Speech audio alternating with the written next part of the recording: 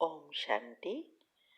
हाँ, कई बार हम प्रश्न के उत्तर में कहते हैं कि आप YouTube पर हमारे चैनल पर जाओ और प्लेलिस्ट में आपको सब कुछ ग्रुप वाइज मिलेगा। लेकिन कईयों की कंप्लेन होती है कि हम उसको प्लेलिस्ट में जाने का समझ नहीं आ रहा है और या नहीं जा रहे हैं।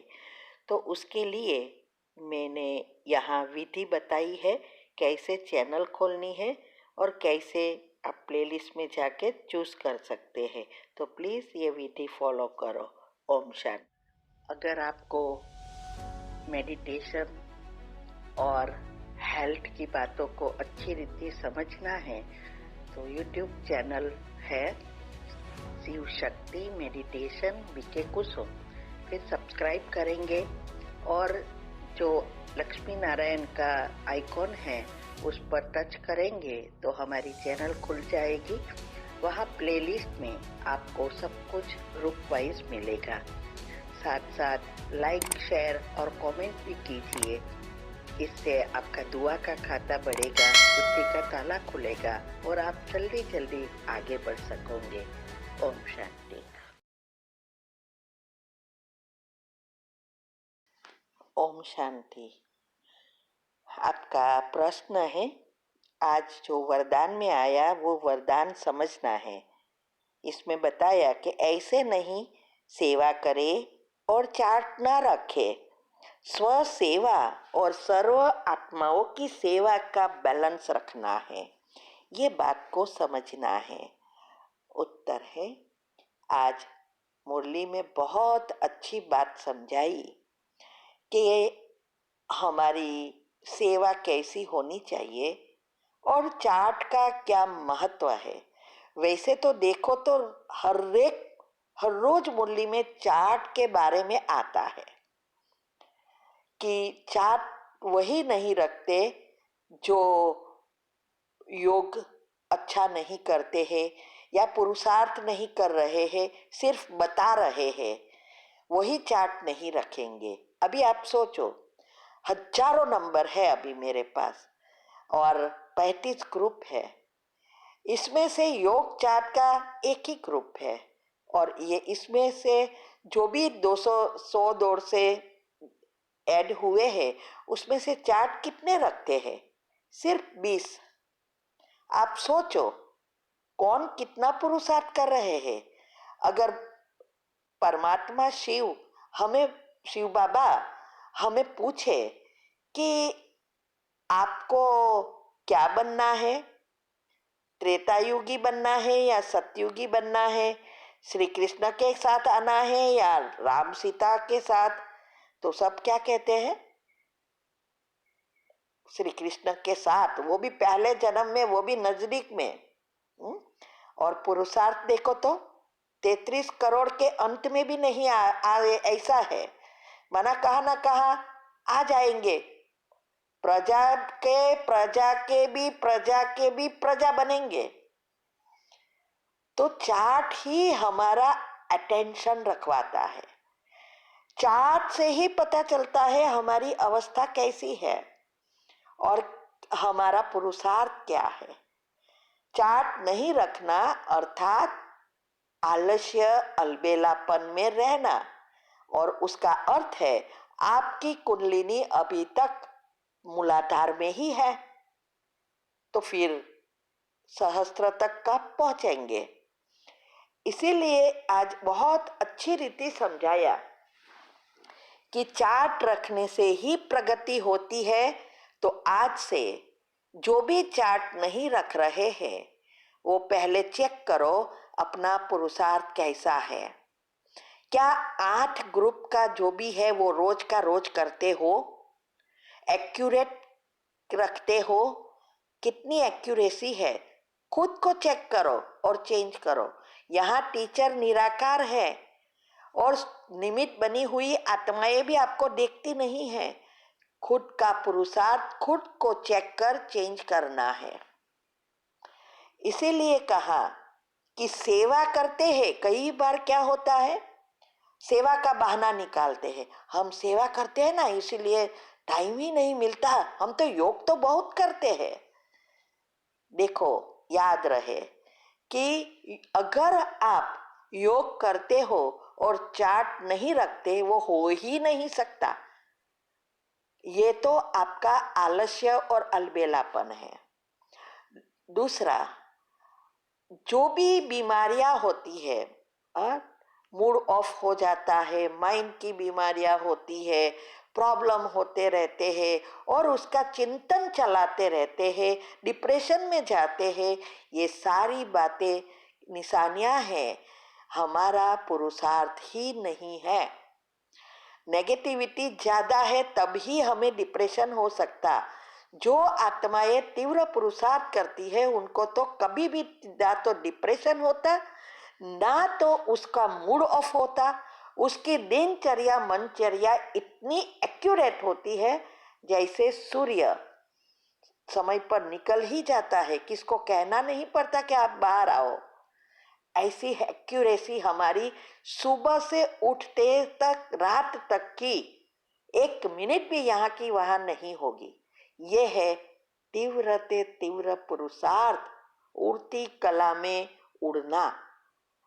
इसीलिए हमें कई बार बताया है कि अगर सेवा से आपका स्व पुरुषार्थ नहीं हो रहा है, वो सेवा को छोड़ दो। सेवा तो दूसरा करेंगे, लेकिन स्व पुरुषार्थ या आत्मा में शक्ति भरना, संस्कार बनाना, वो तो खुद को ही करना पड़ेगा।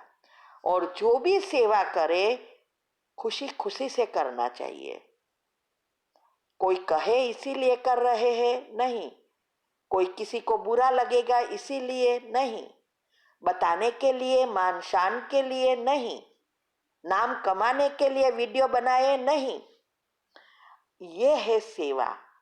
तो सेवा और योग दोनों का बैलेंस चाहिए। स्व के पुरुषार्थ का भी चार्ट अच्छी रीति रखना चाहिए। इसीलिए आज उदाहरण में कहा कि जैसे शरीर और आत्मा कंबाइन है, उसको अलग करो तो जीवन रहता ही नहीं है। तो ऐसे बाप और आत्मा भी कंबाइन है। स्वरूप की स्मृति में रहकर स्वसेवा, माना हमारी आत्मिक स्मृति नेचुरल बनानी है।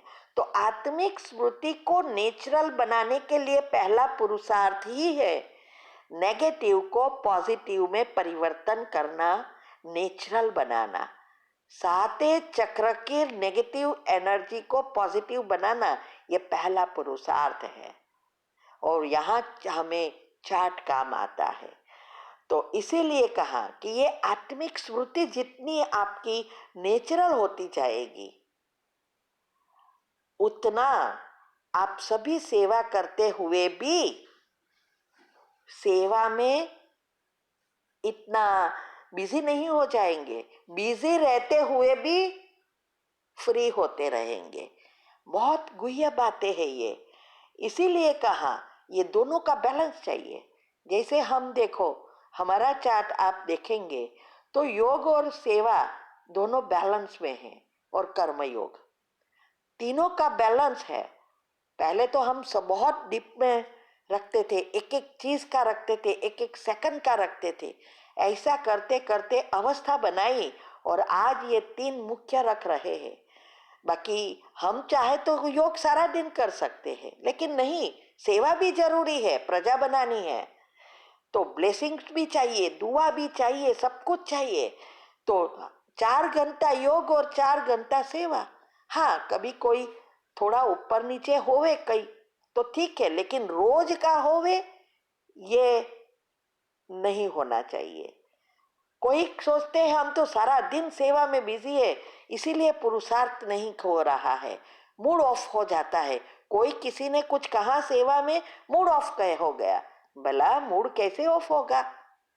जब आप स्व पुरुषार्थ कर रहे हो, सेवा कर रहे हो, आत्मा शक्तिशाली है, परमात्मा से कनेक्टेड है, तो मूड कैसे ऑफ होगा?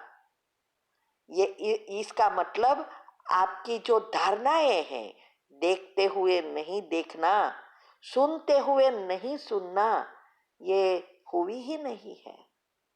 ये सारी ऑडियो आती है तीव्र पुरुषार्थ के रूप में। हमने कैसे किया, आज की हर रोज हम बताते हैं। आज के भी सभी प्रश्न के उत्तर में ये बताया है। दूसरे प्रश्न सुनो, उसमें हमने बताया है।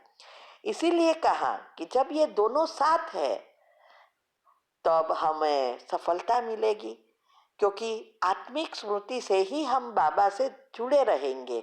माना शिव बाबा निराकार से जुड़े रहेंगे तो उनकी शक्तियां आती रहेगी। तो हम तो कुछ करेंगे ही नहीं ना, वो करेंगे। ड्रामा का ज्ञान और कर्म की गुह्य गति एकदम ऊपर में होगी, जो कभी भी हमारी अवस्था को बिगाड़ेगी नहीं। तो इसीलिए कहा सफलता तभी मिलेगी जब दोनों का बैलेंस है। फिर ऐसा नहीं कहेंगे कि सेवा में हम बिजी थे इसीलिए स्वस्थिति का चार्ट भी ढीला हो गया। नहीं, क्यों होवे, चाहे वो सेवा में हो, चाहे कहाँ जाना भी पड़े, चाहे इतनी खराब परिस्थिति घर में आ गई, किसी की मृत्यु हो गई, फिर भी हमारी अवस्था अचल अडोल रहे, पुरुषार्थ में कोई फर्क ना आए, स्थिति ना बदले, वही हनुमान जी बन सकते हैं। हनुमान जी कौन है?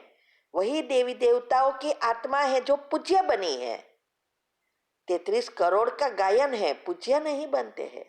पहले जन्म वाली आत्माएं ही पूज्य बनती है, कुलदेवियां बनती है। और उसमें भी पूजा तो श्री कृष्ण की और उसके साथ उसकी आत्माओं की ही, जो घराने में आती है उनकी ही होती है।